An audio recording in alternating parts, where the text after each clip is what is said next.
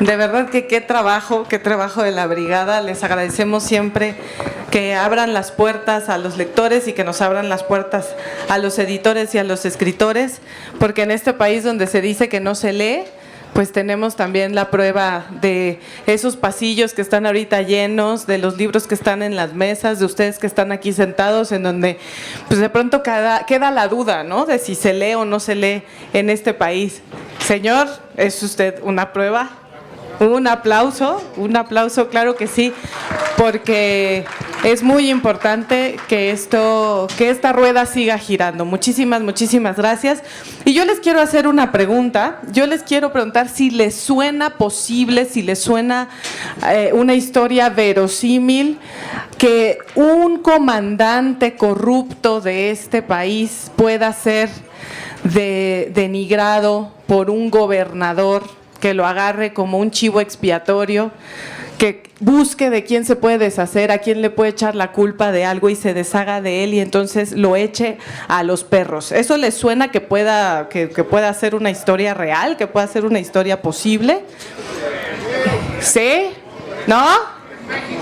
No. A ver, aquí partamos de que es una novela de lo que vamos a hablar. Es ficción pura. La velocidad de tus hombres es ficción pura.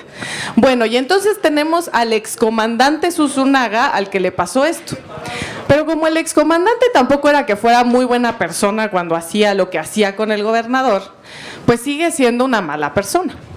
Y entonces, ya que es el excomandante Zunzunagua, se encuentra en una colonia y ahora a lo que se dedica es a cobrarle el piso a todos los pobres que se encuentran ahí en las esquinas pidiendo dinero, en las esquinas vendiendo chicles, en las esquinas haciendo malabares. Entonces, lo que él ahora hace y de lo que vive es de eso, del miedo que le mete a esos pobres que se encuentran en los semáforos y del dinero que ellos le pueden proveer.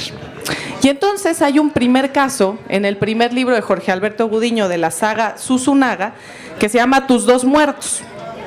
Y en Tus dos muertos lo que tiene que averiguar él es el asesinato, es la desaparición del hijo bastardo de un político muy poderoso. La desaparición del hijo y de su novia. En el segundo libro, en 7 son tus razones, lo que tiene que averiguar es por qué hay un muerto que no está muerto, por qué hay una tumba en donde no está el muerto que debería estar.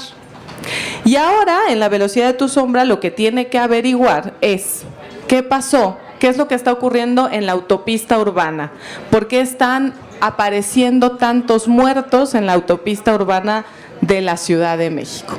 Y ese es ahora el comandante Zunzunagua, que ya recuperó su posición de poder. Jorge Alberto, bienvenido. Hola, ¿qué tal? Buenas tardes, ¿cómo están? Yo estoy contentísimo de estar aquí, sobre todo porque este es, como dijo Marina y como dijo Mayra, es un espacio para formación de lectores y para que nos reconozcamos todos y nos juntemos a la hora de promover la lectura, a la hora de promover la literatura y a la hora de hacer todos estos eventos que hace la Brigada para Leer en Libertad, que son, por supuesto, que de lo más dignos de aplauso y que nos emocionan y nos entusiasman a todos. Yo, como todas las veces que me ha invitado la Brigada, estoy contentísimo de estar aquí y como todas las veces que me sigue invitando seguiré estando contento, y ahora el pretexto es en efecto La velocidad de tu sombra. ¿Qué pasa en La velocidad de tu sombra? ¿En qué posición está ahora el excomandante Zunzunagua?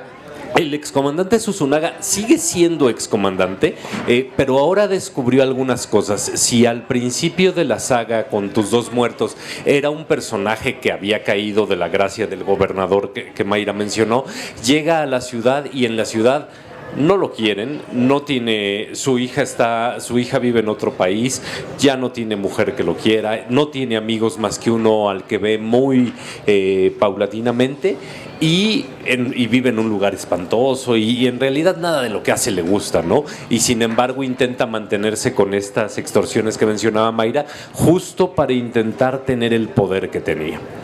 2 novelas después podríamos pensar que el excomandante está un poquito mejor, y lo está está porque hemos descubierto que ya tienen buenos amigos, y lo está porque está intentando reconstruir un poco su vida social, su vida familiar, su vida emocional. Sin embargo, sabemos ya de cierto que su jefe lo odia, que el jefe de su jefe lo odia todavía más, y que cuando se tiene que poner a investigar un nuevo caso de algún crimen, tiene que investigar contra el malo, tiene que investigar contra quienes se lo impiden, tiene que investigar contra el sistema, tiene que investigar contra el procurador, tiene que investigar contra medio mundo. Entonces, poco a poco nos vamos dando cuenta que en términos profesionales, el comandante en realidad está un poquito peor que cuando empezamos, que ya estaba muy mal, pero en La velocidad de tu sombra empieza paulatinamente a reconstruir su vida en el plano de lo personal.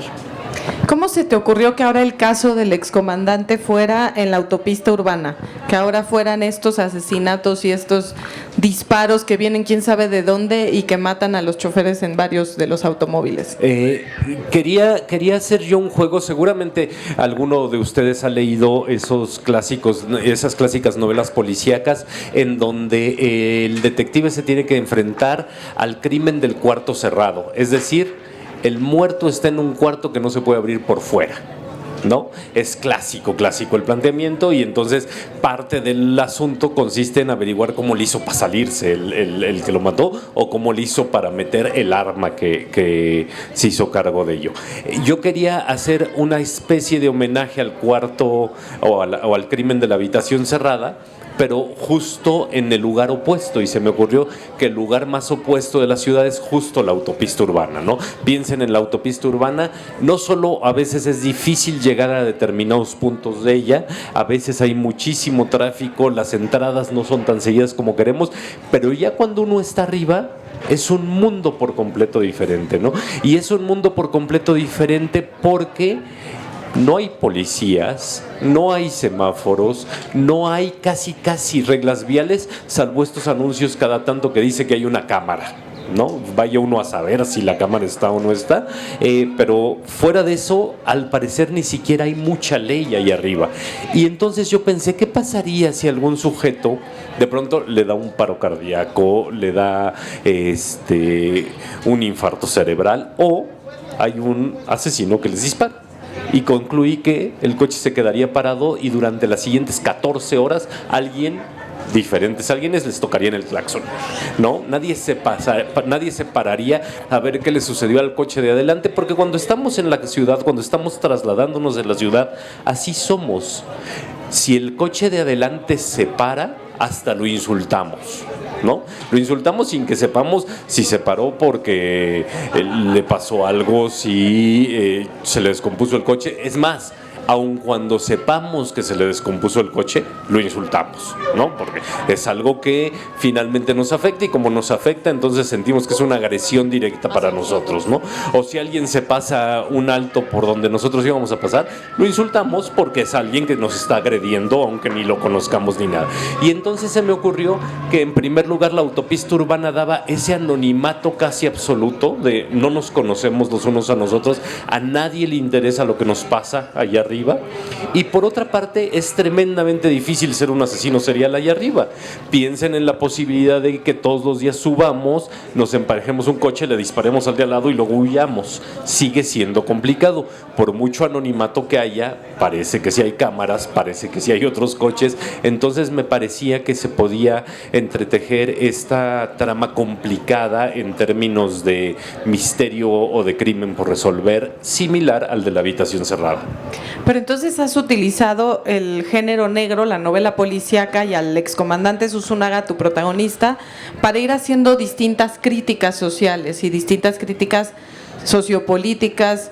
En el primero quizá un poco al poder. Al poder. Bueno, en todos en realidad ha sido directamente al poder, pero de pronto ha sido contra el poder judicial, en otros momentos ha sido contra el poder del dinero, de los grandes empresarios, que es un poco lo que pasa en 7 son tus razones. Y acá también lo haces, o sea, la crítica sigue siendo sobre el poder, sobre la autoridad, pero también ahí entra el periodismo de pronto también como una parte importante, como el factor que muchas veces tiene información fundamental para resolver un caso y que no puede adentrarse como quisiera. Sí, y además yo desde el principio, desde que escribí Tus dos muertos, sabía que estaba en la Ciudad de México. Me di más o menos cuenta pronto de que no todos mis lectores lo sabían, que les parecía que era una ciudad parecida a la Ciudad de México, pero que no era necesariamente la Ciudad de México. En Siete son tus razones no hay un solo nombre de calle o de lugar, nunca pasamos por la Alameda, nunca pasamos por Bellas Artes, que remita a la Ciudad de México. Entonces, esa pequeña... En Tus dos muertos sí está Tlalpan, ¿no? Dice Tlalpan en una parte, pero lo dice una vez, pues, o sea, si a uno se le escapa o uno no sabe que es Tlalpan, pues no deja de ser la Ciudad de México. Y en Siete son tus razones, aquello que muchas veces me dijeron, no, es que es esta ciudad, pero podría ser otra y otra y otra. Dije, no, bueno, aquí ya quiero tenerlo en claro, ¿no? Y si bien la línea esta que comentas es completamente cierta, es decir, en Tus dos muertos se enfrenta con el poder del diputado, sobre todo. En Siete son tus razones con el poder económico, y ahora se va a enfrentar a un poder del propio sistema, ¿no? Y que tiene que ver con el propio desarrollo de la ciudad y demás. Yo quería que fuera mucho la Ciudad de México, tan es así que que en La velocidad de tu sombra tiembla, en la velocidad de tu sombra sucede en septiembre de 2017, ¿no? Ese temblor de la ciudad sucede en esta novela, o también se junta en esta novela. Que eso nos ayuda a conocer mucho al personaje. En las novelas policíacas de las clásicas de hace muchos años, si pensamos en Sherlock Holmes o si pensamos, por ejemplo, en las escritas por Agatha Christie, el personaje en realidad no tenía una vida tan desarrollada. El personaje no sabíamos mucho acerca de su vida romántica, de su vida erótica, de hijos, nietos, etcétera. Era más el caso que se seguía libro a libro que el personaje. Y ya en la novela negra de la actualidad, en la novela negra de los países nórdicos, en la novela negra gringa, en la novela negra francesa, y tú tomas esa inspiración y así es como trabajas al excomandante, ya importa mucho qué le pasa al personaje, qué le pasa al comandante, al policía, al detective, al que está llevando todos los casos de estas novelas negras. Y en el caso del excomandante Zunzunagua, lo que sabemos es que está completamente solo. Hay escenas muy fuertes con su padre, de un abandono profundo y después de una venganza piadosa, por decirlo de alguna manera. Después tenemos la relación con su hija, que no lo quiere nada, que está en otro país, que no quiere saber nada de él y que es realmente el único amor puro que él siente por alguien, que es por su hija. Está la exmujer, que tampoco quiere saber nada de él y que él en algún momento realmente fue la mujer que amó. Están los poquísimos amigos que tiene, pero que parece que están también a un tris en todo momento de traicionarlo, y están sus pulsiones sexuales todo el tiempo. Ahí incluso tiene de pronto hasta pulsiones sexuales homosexuales, cuando ve a algunos de los muchachos a los que está extorsionando, y tiene también estos momentos, por otro lado, de ternura hacia ciertos personajes que mira vulnerables. Entonces de pronto no sabemos si el excomandante nos cae bien, si nos cae mal, si es un corrupto asqueroso, si no tiene corazón, si queremos que le vaya mal, o de pronto nos rompe también un poco el alma cuando su hija le responde ciertos mensajes de una manera muy dura, muy muy dura. Es un corrupto asqueroso. Es un corrupto asqueroso. Que tiene corazón, pues. Los corruptos asquerosos también pueden tenerlo para determinadas cosas. Lo que me comentas me importaba mucho, sobre todo después de terminar Tus dos muertos, que en un principio no sabía si iba a ser el inicio de la saga o una novela unitaria, y me interesa mucho porque en realidad lo que yo quiero hacer a lo largo de toda la serie de Zunzunagua es contar la historia del personaje, de ese momento en que ya está en la Ciudad de México y no sabe muy bien qué es lo que está pasando o qué hacer con todo lo que ha perdido, hasta un momento posterior a La velocidad de tu sombra, que llegará en 1 o 2 libros a lo mucho, en que se termine la historia de él como personaje, más allá de que evidentemente es una serie policíaca. En cada una de las entregas tiene que haber un misterio, una investigación, una resolución. Eso es algo que le sucede, ¿no? Eso no lo podemos quitar, porque si no, en lugar de ser una serie policíaca, serían las aventuras de Zunzunagua novela yendo al súper o paseando por la Alameda, ¿no? Eso no nos interesa en realidad contar una serie policíaca y al mismo tiempo contar la historia del personaje, porque como bien dices, la evolución de los detectives a lo largo de las últimas décadas de la novela policíaca se acercan más a eso, ¿no? Si pensamos en casos como el de Wallander, de Mankell, uno se va poniendo tremendamente triste conforme va viendo que el personaje se enferma más novela a novela.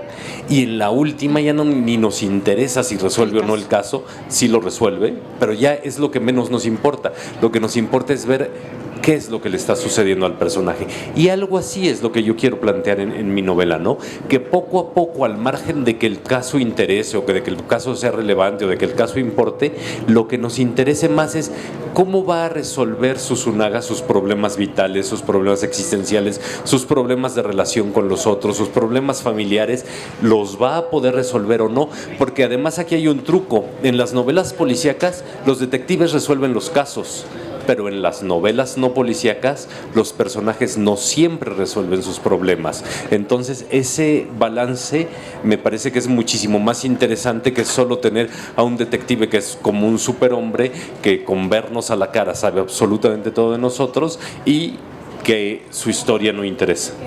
En Tus dos muertos, al final, Susunaga decide adoptar a una de estas chiquitas que está pidiendo limosna en uno de los semáforos. Ella en Tus dos muertos tiene como 15 años más o menos y tiene una bebita, tiene una chiquita en brazos. Y él decide, por una cosa que no les voy a echar a perder la novela de Tus dos muertos, decide adoptarlas y llevárselas a su casa. Y en Siete son tus razones empieza a evolucionar su relación con esta pequeñita. Él empieza a buscarle oportunidades también a la chiquilla y no sabe cómo acercarse a ella porque no es su hija, pero además la ve ya como una mujer realmente, porque a pesar de tener 15 años, pues es una chica que ha vivido de todo y que le ha pasado absolutamente todo viviendo en la calle. Y en La velocidad de tu sombra ya prácticamente se deshizo de esa especie de atracción que llegó a sentir por ella, se da cuenta de que al final es una niña, de que al final es una chiquilla, y entonces ya decide mudarse a una casa en mejores condiciones donde la niña y la no tan niña puedan vivir juntas y puedan tener una mejor vida. ¿De dónde sacaste a este personaje? ¿De dónde sacaste a esta jovencita de 15 años que es como el fragmento más grande de bondad que tiene Cipriano?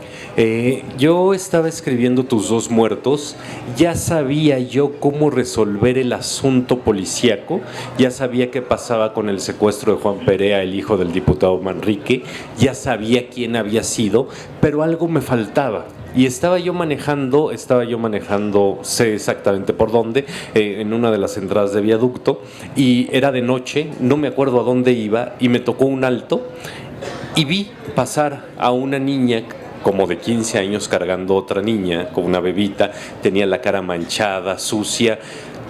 Verlo fue cosa probablemente de 30 o 40 segundos, ¿no? No la vi muchísimo más tiempo, pasó enfrente de mí o pasó a un lado de mí, se puso el siga, yo tuve que avanzar, di la vuelta. Varias veces posteriores volví a hacer ese recorrido para ver si le encontraba porque me causaba mucha inquietud, no le encontré, pero supe que ahí tenía el personaje, que no solo era un personaje, porque a veces cuando vamos por la calle los escritores vemos a una persona curiosa, a alguien extraño, a alguien que tiene alguna particularidad y decimos, ay, este personaje sería bueno para contar una historia, pero a la larga no contamos nada o después le sumamos ciertas características de otros personajes y vamos creando uno mucho más complejo o más raro o más peculiar. En este caso yo supe de inmediato que ellas dos eran el personaje que necesitaba. De hecho, son un personaje que se llaman, la niña de 15 años se llama Nat y la bebita se llama La Niña, y es una niña con otra niña, siempre son una niña con otra niña, y supe que eran el personaje que necesitaba para cerrar el asunto de la ambigüedad moral de Susunaga. Como tú dijiste hace rato, muy al principio, Susunaga es un cochino corrupto, ¿cómo era? Algo así, un corrupto de lo peor, ya no me acuerdo exactamente cómo era. Sí lo es, pero de pronto tiene esos atisbos de bondad, de compasión que permiten a veces pensar que puede ser rescatado. Porque, y aquí seamos serios, yo vi a la niña con la otra niña y no me detuve y les dije, súbanse al coche, me las llevo a mi casa. Como prácticamente nadie lo hace. Lo hizo Susunaga, que es una mala persona. Claro.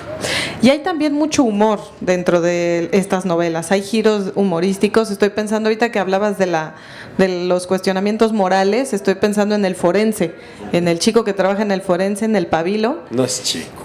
Bueno, es que como se llama Pabilo, siempre me lo he imaginado como un chavo, pero bueno, el señor que trabaja en el forense y que muchas veces se encuentran en el forense para hablar de los casos y para hablar de las posibilidades de ciertas muertes y de si puede ser factible que una muerte haya sido así o no, que es parte de la investigación que está haciendo Susunaga en ese momento. Y no son los forenses de CSI ni de mentes criminales ni nada, ¿no? O sea, es un lugar verdaderamente sucio, es un lugar en decadencia total en donde trabaja este hombre y donde se dan la libertad muchas veces de tomar el cafecito con las galletitas y donde están bromeando de repente encima de un cadáver. Y ahí también se da mucho de la personalidad de Susunaga y de cómo genera sus lazos afectivos y de amistad también. Entonces, cuéntanos de esto y cuéntanos de este personaje en particular del forense. Bueno, el Pabilo se llama el Pabilo, así lo apodan, porque alguna vez me enteré que al tío de un amigo le apodaban el Pabilo y dije, es un buen apodo. Y entonces me lo quedé. Seguramente como yo, algunos de ustedes han visto o programas de televisión o películas o una serie gringa, qué sé yo, en donde hay forenses.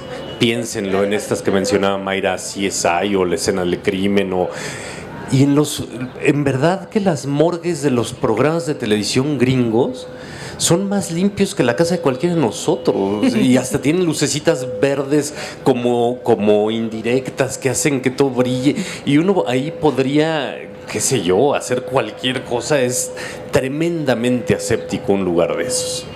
Y de pronto leemos que el año pasado había en Guadalajara 3 trailers llenos de... Es que hay niños dando vueltas por la ciudad, ¿no? Y yo no he tenido ese cuidado. No, tú no, pero yo sí. Y decimos, a ver, o son los gringos o son los no gringos, ¿no? Y aquí definitivamente somos los no gringos. El lugar debe ser espantoso. Debe estar, a mí me gusta pensarlo todo, la figura a la que recurro a lo largo de las 3 novelas es una tarja de metal llena de un líquido rosáceo, producto de quién sabe qué, ¿no? Y meter la mano ahí podría ser el peor error, pero justo frente a esta sordidez, a la sordidez de lo que debe ser una morgue así como la que yo imagino, que no es la morgue real, es una como la que yo imagino, es en los momentos en que Susunaga tiene más humor, ¿no? Y además el Pabilo, que es un doctor muy particular, todos los forenses a mí siempre me han parecido doctores muy particulares, ¿no? Son los doctores que no estudian para curar a nadie, no hay a quien curar, ¿no? Es así como ya un segundo momento. Siempre me he tenido cierta fascinación por esas inclinaciones que tienen quienes se dedican a ser médicos forenses. Si hay uno, yo querría platicar largo y tendido con él. Es como el personaje que complementa por completo el humor negro de Susunaga. Entonces es donde los diálogos son más rápidos, son más veloces, son más cargados de humor, del tipo de: ya viniste a visitar a mis amigos. Sí, perdón, pensé que quería ver si me hacen un huequito aquí para sentarme entre ellos, ¿no? O cosas por el estilo. No dice así en ninguna de las novelas, ¿eh? Yo oralmente tengo el peor humor del mundo, pero funciona bien justo para crear una complicidad que se va dando a lo largo de las novelas, porque encuentran puntos en común más allá del fiambre en turno. Y los puntos en común son ese humor, cierto gusto por el café bien hecho y cierta deuda por galletas, ¿no?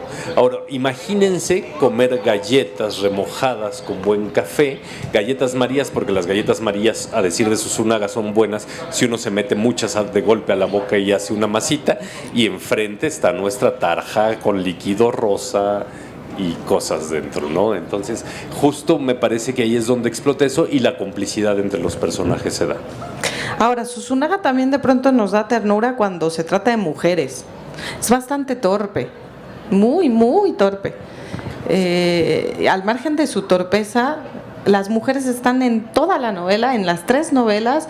Está la hija, la chava que adoptó, la bebita de la chava que adoptó además también es niña, pero también está la del café, la del cibercafé, a la que no se atreve a ligarse, pero también está la exmujer. O sea, realmente está rodeado de mujeres y muchas veces no sabe qué hacer con ellas. No sabe qué hacer con ellas porque cuando él aprendió a seducir o a conquistar a las mujeres, lo hacía desde una posición tremenda de poder. Y entonces primero a su esposa, que es a la mujer que él reconoce que sí amó, bueno, fue una relación juvenil que devino en más y más cosas hasta que se casaron, tuvieron una hija y luego se separaron. Pero se separaron justo porque Susunaga había acumulado muchísimo poder y todos los vicios que se asociaban con el poder. Entonces, a partir de ese momento, Susunaga sabía que bastaba con pedirlo o con desearlo para tener a una nueva mujer a su lado. Y eso lo acabó perdiendo un poquito antes de que iniciara Tus dos muertos, y entonces ahora tiene estas pulsiones de un hombre de 40 y tantos años que quiere relacionarse, que quiere formar algo que no sabe bien cómo, pero es tremendamente torpe, es casi un adolescente en términos funcionales a la hora de coquetear con una mujer, porque no sabe hacerlo sin el poder. Y justo en La velocidad de tu sombra tiene la oportunidad de enamorarse de Lola o de establecer una relación con Lola, pero Lola es una mujer también de su edad con muchísima más experiencia, es una mujer más segura de sí misma en el plano de las relaciones, es una mujer que también tiene un pasado un poco oscuro que viene ahí, y es una mujer a la que de pronto le resulta un poco enternecedor Susunaga, ¿no? De pronto dice, que parece ser tan rudo y que parece ser tan violento y que parece tener control sobre todas las cosas, lo tiene, salvo sobre esta relación, ¿no? En esta relación es un completo disfuncional. El factor comida está presente en las 3 novelas, a mí me encanta, porque todo el tiempo está comiendo muy rico en lugares que tiene además muy identificados él, entonces siempre va a la misma fonda en donde se desayuna licuado de mamey, que se ve que está delicioso, en donde se desayuna sus sopes y donde se desayuna sus tamales, y todo el tiempo está presente, hasta las galletas María, así como se las mete a la boca, todo el tiempo está presente la comida también.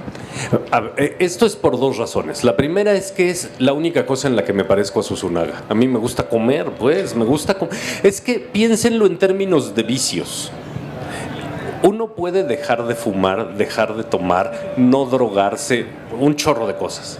Pero uno no puede dejar de comer. Y sí, puede uno comer sano, pero eso es un poquito menos divertido y es un poquito menos placentero. Entonces, comer es un vicio justificado. 1, en eso me parezco un poco a Susunaga. 2, es un homenaje a esta ciudad. De aquí de donde estamos. Pero ese aquí de donde estamos puede cambiar. Sitúense ustedes en el lugar que quieran de la ciudad. ¿Cuánto tienen que caminar para conseguir comida?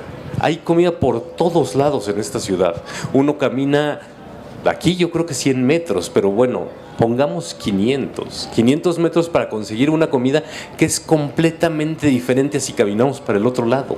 Hay una variedad gastronómica brutal y Susunaga vive en una colonia ahora, la colonia que era su zona de adscripción en Tus dos muertos, el Fresno, donde hay puestitos de todos y hay garnachas, sopes, quesadillas, fondas, juguero, licuado de mamey, café, como en esta ciudad. Y además Susunaga tiene una ventaja sobre todos nosotros, no acostumbra a pagar por sus consumos. Entonces, bueno, si yo no tuviera que pagar por todo lo que me como, en verdad me la pasaría comiendo. Y estarías del doble. Pues sí, pues, pero cada quien sus vicios. Uno debe tener algún vicio. Comer es un buen vicio. No vayan a decir eso por ahí, no, en realidad hay que cuidarse. Está siendo grabado, sí, nada sí. más te lo advierto. Tú decidiste contar estas policíacas, las 3, o bueno, la serie de Susunaga, en segunda persona. Es decir, todo el tiempo es tú vas, tú ves, tú comiste, tú le dijiste a Lola, te respondió. ¿Por qué? ¿Por qué en segunda? En segunda es complicadísimo, y por más que he buscado no he encontrado novelas policíacas escritas en segunda persona. Bueno, eso que dices es la primera razón. Cuando yo me planteé escribir Tus dos muertos, no sabía yo, o yo nunca había escrito una novela policíaca. Me había escrito otras novelas, mis novelas anteriores son mucho más intimistas, más contenidas, más de personaje, más de desarrollo del lenguaje en oraciones larguísimas y medio rebuscadas. Y dije, bueno, yo no soy un escritor de novela policíaca, voy a escribir una novela policíaca, me voy a poner algunas restricciones. Y la primera de ellas fue: voy a utilizar un narrador en segunda persona. Me he arrepentido muchísimo de eso y luego también me he retractado de mi arrepentimiento. Porque el narrador en segunda persona es un narrador complicado, piénsenlo así. El narrador en segunda persona no puede contar lo que pasa aquí atrás, ¿no? De entrada. Está montado sobre el personaje, entonces tiene las mismas limitaciones que el personaje. No puede decir lo que no sabe. Sin embargo, es superior al personaje, al menos en términos morales. Este ejemplo lo he dado algunas veces. Cuando ustedes se equivocan, se regañan a sí mismos en segunda persona. Es normal, es lo habitual. Yo me regaño a mí mismo en segunda persona. Es como si el yo se rompiera en dos partes y hubiera un yo papá y un yo hijo, y entonces el yo papá regaña al yo hijo y por eso es moralmente superior. Eso me resultaba tremendamente atractivo, porque entonces no solo la novela está en segunda persona, sino que está en presente.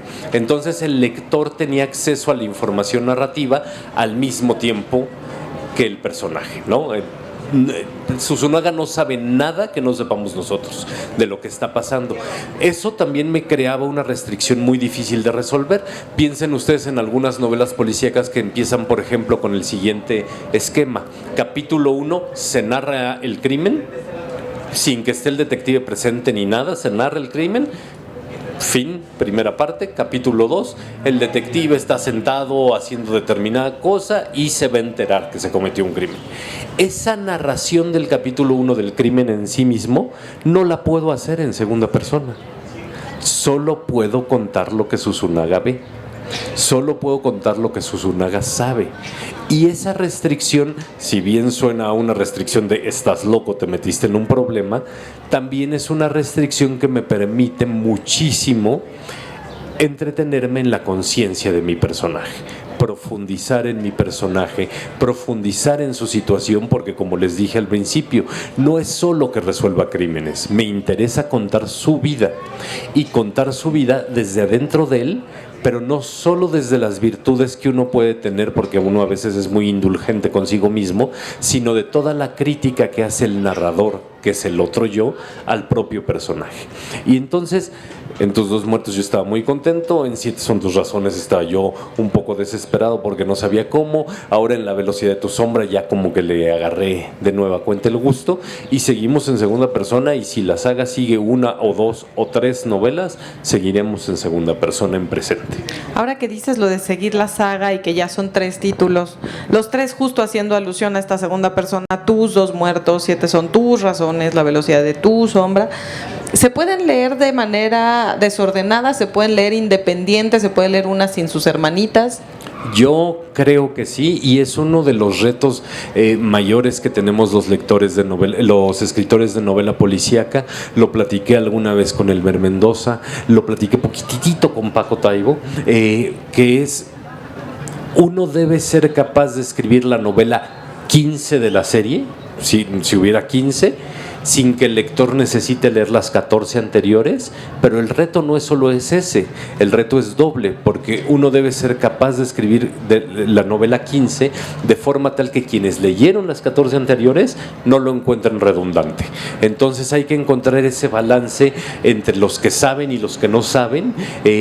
Me he dado cuenta de que sí se puede, por amigos lectores o por lectores que no han leído la 1 y leyeron la 2, por ejemplo, que no leyeron la 1 y leyeron la 3, o que leyeron la 1, no leyeron la 2 y ahora leyeron la 3, y me dicen: se entiende todo, no hay ningún problema, se puede llegar a la serie por donde se quiera llegar, y ya luego si la leen toda, mejor, ¿no? Pero eso ya es otro asunto. En teoría está diseñada justo para que eso suceda.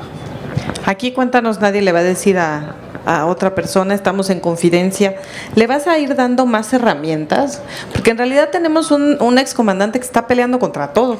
Pero, o sea, no tiene poder realmente. Está tratando, en esta última, está intentando que le den como ya más credenciales, ¿no? O sea, que le den un poco más de formalidad a la situación en la que está, porque en realidad no forma parte del cuerpo policíaco todavía, o no del todo, y entonces tiene que buscar la manera de resolver los casos sin las armas, sin los recursos, sin las herramientas, sin el reconocimiento de ser un detective o un comandante ya en funciones. Sí, no. No le voy a dar muchas más herramientas en términos policíacos, porque justo sabemos también que la policía no tiene tantas herramientas para investigar, ¿no? Hemos leído notas en la prensa y nos hemos enterado de cómo muchos policías tienen que comprar su uniforme, tienen que comprar sus armas, tienen que comprar su equipo, tienen que comprar cada una de las balas que utilizan, etcétera, etcétera, ¿no? Entonces, en eso no quiero que Susunaga de pronto se vuelva un SWAT gringo, ¿no? Que lo tiene todo y que está súper armado y etcétera, etcétera. Pero ya le he dado algunas herramientas, ¿no? En La velocidad de tu sombra ya le di un compañero que no tenía en las dos novelas anteriores, el Pitaya, que ahora lo ayuda en teoría a resolver el caso y que hasta ahorita es bastante eficiente. Falta ver luego qué pase con él y averiguar cómo es que llegó el Pitaya con Susunaga.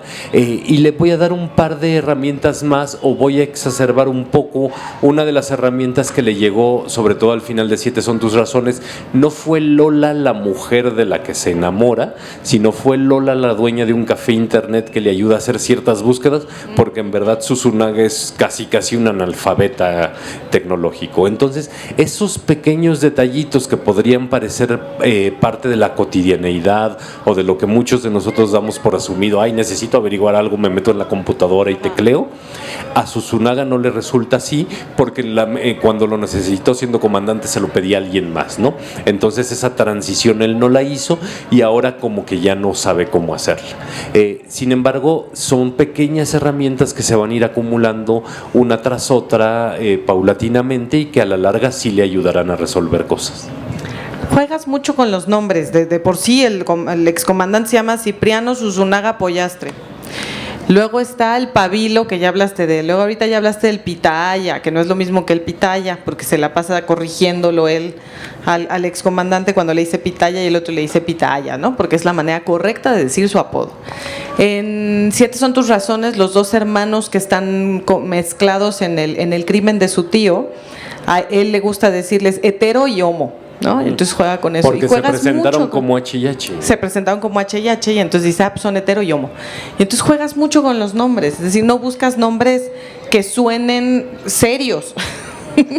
Es que en realidad obedece a diferentes razones. La primera es que me da muchísimo trabajo ponerle a mis personajes, no solo a los de la saga policíaca, a mis personajes en general me da muchísimo trabajo ponerles el nombre de alguien que yo conozco. Porque si en lugar de llamarse Cipriano Susunaga Pollastre se llamara como mi compadre, pues mi compadre vendría y me reclamaría, ¿no? Y sería tremendamente incómodo que eso pasara. O mientras yo estoy escribiendo una escena no podría dejar de asociarlo a mi compadre, ¿no? La segunda razón tiene que ver con el propio humor de Susunaga, ¿no? Esto del H y H y el juego con el Pitaya tiene que ver con eso, en esos matices o esas pinceladas de humor que quiero dejar en la novela, que además no necesariamente son conscientes para todos los personajes, ¿no? Es decir, el Pitaya, si ustedes buscan Pitaya en el diccionario de la Real Academia, la frutita esta, van a ver que Pitaya siempre se escribe con H intermedia. La otra alocución sin H no existe. Y sí, pues, el personaje está defendiendo de cómo le dicen un apodo, ni siquiera es su nombre, pero pues uno tiene buena ortografía, pues entonces uno dice Pitaya y no dice Pitaya. Susunaga dice Pitaya. Y el nombre de Susunaga es un nombre que me vino de la familia. Yo creo mi abuelo, cuando yo era chiquito, me contaba historias, muchas historias, y hablaba. y hablaba mucho. Ahora mi hijo habla mucho, entonces yo creo que ahí hay alguna especie de karma que tengo que pagar. Será que yo no hablo mucho, y alguna vez me contó que tenía un amigo que se llamaba Cipriano Susunaga Pollastre. Yo cuando era niño le compré la idea, me pareció fascinante, me pareció normal. Ya un poco más grande dije, no, es imposible, mi abuelo me engañó por completo, no hay nadie que se llame Cipriano Susunaga Pollastre. De hecho, estoy en una campaña permanente de búsqueda de algún Cipriano Susunaga Pollastre, si alguien sabe de que existe. Y esto, o existió, avíseme. Esto es importante porque en 7 son tus razones le puse un personaje, Néstor Quiñones. Y un día me enteré que hay un Néstor Quiñones que es cantante de una banda de rock. Yo espero que no venga a reclamarme nunca nada. Yo no sabía, me enteré muchísimo después. Por favor, si saben de un Cipriano Susunaga Pollastre, avísenle que lo estamos buscando. También está la Amarilla Nelson. La Amarilla Nelson es, alguna vez un amigo me dijo, oye, deberíamos hacer un proyecto para escribir unos textos para quién sabe dónde. Vamos a hacer una columna de luchadores. Y le dije, ¿de luchadores? Y dije, bueno, pero cada quien inventa su luchador, y yo inventé a la Amarilla Nelson, que es un nombre que a mí en ese momento me pareció un nombre típico de luchador. Yo sé que no hay ningún luchador que se llame así, ni habría ninguno. Es así como nombre de luchador sería rarísimo, porque además está en femenino, siendo que el personaje es masculino. No es el Amarillo Nelson, es la Amarilla Nelson. Y el proyecto de los luchadores afortunadamente nunca salió, y digo afortunadamente porque me pude quedar con el nombre para el mejor amigo de Susunaga. El mejor amigo de Susunaga, que es su amigo no solo por el pasado que tienen en común, sino por los secretos y las cosas que han estado dispuestos a hacer el uno por el otro, que son cosas muy oscuras, muy violentas, y que me parece que son cosas en las que se funda en buena medida la amistad de estos dos. Hay una escena, de hecho, que es casi una escena familiar, en donde llega la Amarilla Nelson y es casi el elemento abuelo con la bebé de Nat. Nat parece la hija, la bebé parece la nieta, Cipriano parece el papá, y está Lola también. Y detrás de todo eso, si pensamos en justo lo que dices, el pasado que hay entre la Amarilla Nelson y Cipriano Susunaga, y las cosas tan terribles que han hecho, cosas terribles que han hecho en nombre de la amistad. O sea, de lo peor que se ha hecho dentro de tu saga, que ya es mucho decir, se ha hecho en nombre de la amistad, y han sido estos dos personajes entre los cuales quizá está el sentimiento más puro y más real. Sí, porque pese a que es toda esta violencia que mencionas y todas estas cosas terribles, la motivación original ha sido una profunda tristeza. La Amarilla Nelson es un personaje que ha sido muy maltratado por la vida, y en algún momento Susunaga, y triste, sí, lo que le ha pasado a la Amarilla Nelson es terrible, es de lo peor posible, y en un momento dado Cipriano Susunaga dijo, voy a hacer lo que necesites para apoyarte, y a partir de ese momento se creó este vínculo que sí, si uno lo ve como la escena familiar adentro de la habitación, nadie pensaría todos los secretos que hay entre ellos, porque no solo son los de la Amarilla Nelson con Susunaga, son los de Susunaga con Nat, son los de Nat con su propia familia, son los de Lola con su ex esposo. Es decir, ahí hay muchísimo pasado doloroso como para poder cenar tranquilos. Por eso quizás se van a cenar a otra parte. Sí. Bueno, como no me quiero quedar como luego pasa en el salón de clases, en que uno espera que alguien responda una pregunta.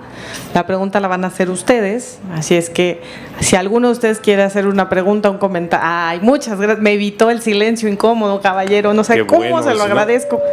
A ver, le paso el micro.